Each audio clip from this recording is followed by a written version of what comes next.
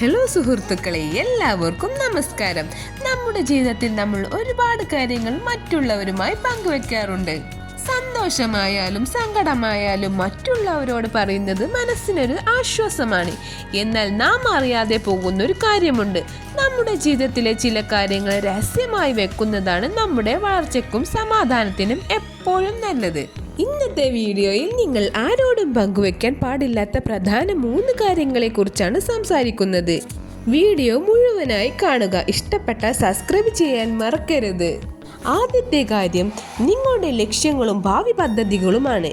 നമ്മൾ ഒരു പുതിയ ബിസിനസ് തുടങ്ങാനോ അല്ലെങ്കിൽ ഒരു വലിയ കാര്യം നേടിയെടുക്കാനോ പ്ലാൻ ചെയ്യുമ്പോൾ അത് എല്ലാവരോടും വിളിച്ചു പറയുന്ന സ്വഭാവം പലർക്കുമുണ്ട്.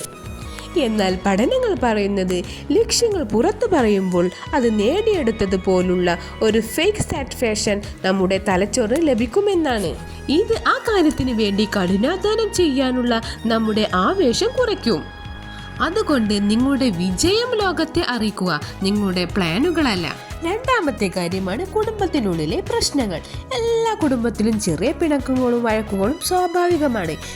എന്നാൽ ഇത് പുറത്തുള്ള സുഹൃത്തുക്കളോടോ ബന്ധുക്കളോടോ പങ്കുവെക്കുമ്പോൾ താൽക്കാലികമായി നിങ്ങൾക്കൊരു ആശ്വാസം തോന്നുമെങ്കിലും ലോങ് റണ്ണിൽ അത് ദോഷം ചെയ്യും.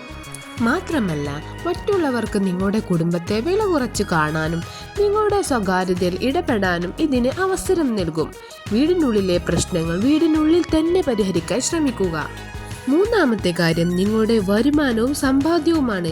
നിങ്ങൾക്ക് എത്ര ശമ്പളമുണ്ട് അല്ലെങ്കിൽ എത്ര ബാങ്ക് ബാലൻസ് ഉണ്ടെന്ന് എല്ലാവരോടും പറയേണ്ടതില്ല.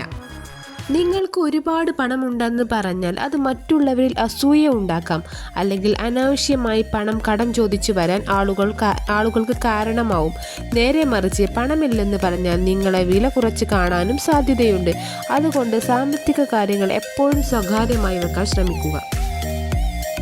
ചുരുക്കത്തിൽ പറഞ്ഞാൽ നമ്മുടെ ജീവിതം ഒരു തുറന്ന പുസ്തകമാകണമെന്നില്ല. ചില അധ്യായങ്ങൾ നമ്മൾ മാത്രം വായിക്കുന്നതാണ് എപ്പോഴും നല്ലത്. ഈ വീഡിയോ നിങ്ങൾക്ക് ഉപകാരപ്പെട്ടു എന്ന് ഞാൻ കരുതുന്നു.